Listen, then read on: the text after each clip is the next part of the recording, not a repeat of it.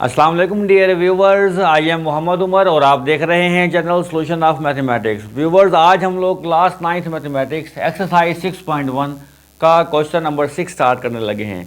First 5 questions हमने अच्छे तरीके से समझ लिए हैं, सॉल्व कर लिए हैं।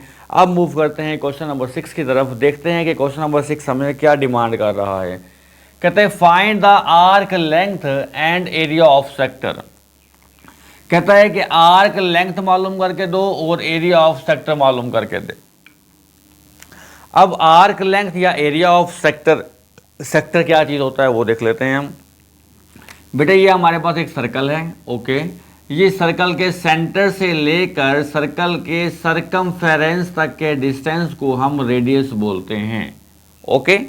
सर्कल के सेंटर से लेकर सरकमफेरेंस तक के डिस्टेंस को क्या बोलते हैं? रेडियस। और ये हर जगह से सर्कल के सेंटर से किसी भी पॉइंट पर, अगर हम सर्कल के किसी भी पॉइंट पर ले लें तो ये रेडियस क्या होता है हमारा? इक्वल होता है। ये भी क्या है हमारे पास बेटा? रेडियस है। और दो रेडियस के दरमियान ये एंगल क्या बन रहा है हमारे पास? थीटा बन रहा है, ओके। एक पॉइंट ये, इसको पॉइंट में पी का नाम दे देता हूँ, एक पॉइंट ये मैं इसको क्यू का नाम दे देता हूँ। तो पी से क्यू जो एक ये आर्क आ रही है हमारे पास, ये पी से क्यू एक आर्क है, ये इसकी लेंथ एल होगी, ओके।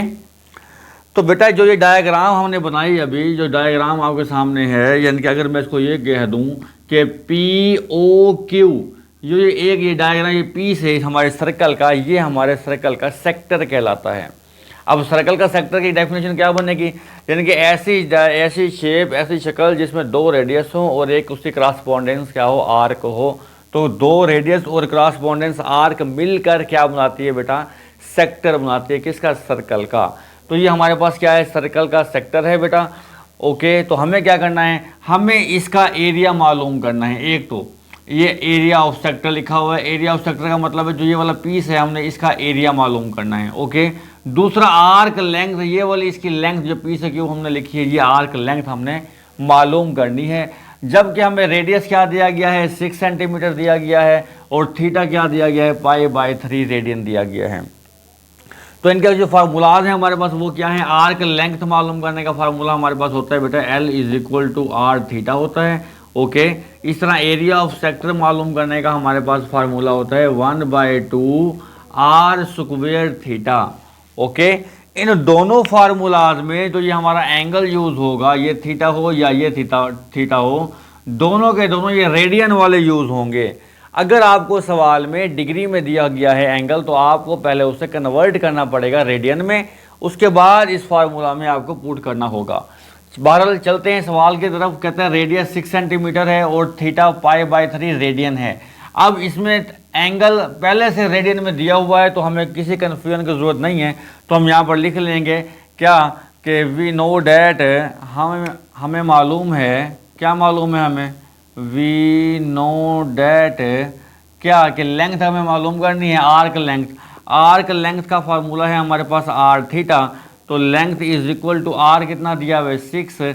थीटा कितना दिया हुआ है बेटा? पाई/3 दिया हुआ है, ओके। तो 3 2 6 हो गया। L = 2 आ गया। पाई की वैल्यू क्या होती है? 3.1428। तो बेटे हमने क्या करना है? इसे मल्टीप्लाई कर देना है। तो हमारे पास क्या आ जाएगी? आर्क लेंथ आ जाएगी। 2 8 16 हो जाएगा, 2 2 4 और 5, 2 4 8, 2 1 2.23 6 हो गया, ओके। रेडियस सेंटीमीटर में है तो लेंथ भी किस में आएगी बेटा? लेंथ भी आपकी सेंटीमीटर में आएगी, ओके। तो ये हमारे पास आ गई है, लेंथ आ गई, आर्क लेंथ आ गई हमारे पास 6.2856 सेंटीमीटर। ऐसा सर्कल जिसका रेडियस 6 सेंटीमीटर हो, जिसका रेडियस कितना हो बेटा? 6 सेंटीमीटर हो और एंगल उसका पाई/3 रेडियन हो, ओके, पाई/3 रेडियन हो, तो उसकी आर्क की लेंथ कितनी आएगी हमारे पास? उसकी लेंथ आएगी 6.2856 सेंटीमीटर आएगी। बात समझ में आ गई? ऐसा रेडियस, ऐसा सेक्टर जिसका रेडियस क्या हो बेटा? 6 सेंटीमीटर हो और एंगल पाई/3 रेडियन हो, तो उसकी आर की लेंथ कितनी बनेगी? 6.285 सेंटीमीटर लेंथ बनेगी, ओके। अब हमें क्या मालूम करना है? अब हमें मालूम करना है एरिया ऑफ सेक्टर। तो यहाँ पे अगेन लिखें आल्सो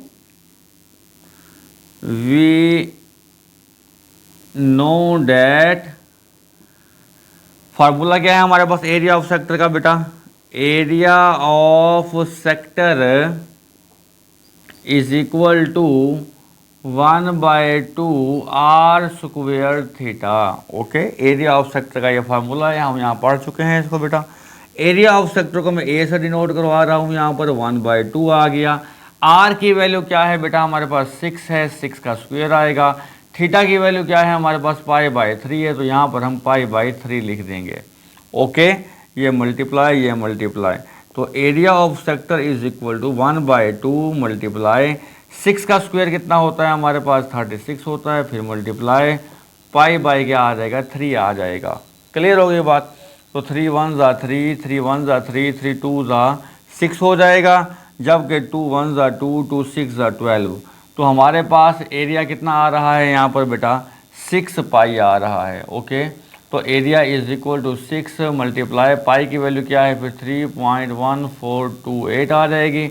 आपने कैलकुलेटर से इसको बेटा कैलकुलेट करना है, तो आपके पास क्या आ जाएगा, इसका एरिया आ जाएगा। तो इसको हम कैलकुलेट कर लेते हैं। 6 को मल्टीप्लाई करते हैं बेटा 6 मल्टीप्लाई 3.1428 के साथ, तो हमारे पास बेटा आंसर आ रहा है इसका 18.8568। अब यूनिट क्या आएगा, रेडियस सेंटीमीटर में है, तो यहाँ पर एरिया आ जाएगा सेंटीमीटर स्क्वायर। रेडियस का फार्मूले में रेडियस का स्क्वायर है, तो आंसर में भी क्या आएगा, यूनिट का स्क्वायर आ जाएगा। बेटे बहुत आसानी से हमने इसका फर्स्ट पार्ट सॉल्व कर लिया है। हमसे क्या पूछा गया था, हमसे पूछा गया था कि आर्क लेंथ बताएं। आर्क लेंथ का फार्मूला क्या है हमारे पास, L is equal to r theta. हमने फार्मूला यूज़ किया, आर और थीटा हमें दिया गया था। ओके, हमें एरिया ऑफ सेक्टर पूछा गया, तो एरिया ऑफ सेक्टर का फार्मूला है 1/2 आर स्क्वायर थीटा। आर की वैल्यू पुट की, थीटा की वैल्यू पुट की, सिंप्लीफाई किया, हमारे पास arc length area of sector भी आ गया। अब मूव करते हैं हम इसके सेकंड पार्ट की तरफ बेटा। जी बेटा, सेकंड पार्ट है इसका हमारे पास, हमें आर्क लेंथ मालूम करनी है, एरिया ऑफ सेक्टर मालूम करना है, हमें रेडियस दिया गया है और हमें एंगल थीटा भी दिया गया है। अभी आर्क लेंथ का फार्मूला हमें मालूम है, तो हम यहाँ पर लिख लेते हैं वी नो डैट, कि ये तो हमें मालूम है। क्या फार्मूला है आर्क लेंथ का, L is equal to r theta. L is equal to r theta, तो L is equal to r, radius कितना दिया गया है 4.8 divide by pi multiply theta कितना दिया गया है 5π/6 दिया गया है हमें। ओके, तो हमने क्या करना है, पाई से पाई क्या हो गया, कैंसिल हो गया। अगर मैं तो यहाँ पर क्या बचा 4.8, अगर मैं पॉइंट ख़त्म कर दूंगा तो नीचे क्या आ जाएगा 10 आ जाएगा, 5/6 हो जाएगा। 5 1 ज़ा 5, 5 2 ज़ा 10 हो जाएगा। ओके, 6 1 ज़ा 6, 6 8 ज़ा कितना होता है 48 होता है। फिर 4 1 ज़ा 2 1 ज़ा 2, 2 4 ज़ा 8, तो बेटा लेंथ हमारे पास क्या आ जाएगी 4। यहाँ पर क्या है सेंटीमीटर, तो यहाँ पर हम क्या लगा देंगे बेटा सेंटीमीटर लगा देंगे। तो बहुत आसानी से हमारे पास क्या आ गई, लेंथ आ गई।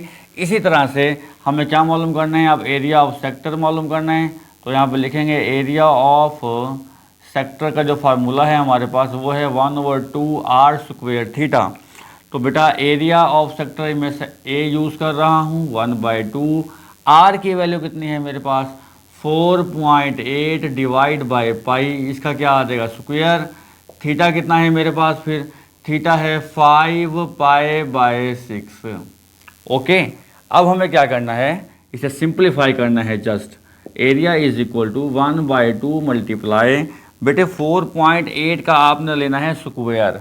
ओके, 4.8 का क्या लेना है आपने स्क्वायर। 4.8 मल्टीप्लाई 4.8 कर लें, तो आपके पास रिजल्ट क्या आ गया यहाँ पर 23.04 डिवाइड बाय, यहाँ पर क्या आएगा पाई का स्क्वायर आ जाएगा, ये पाई का स्क्वायर मल्टीप्लाई 5π/6 हो जाएगा। क्लियर।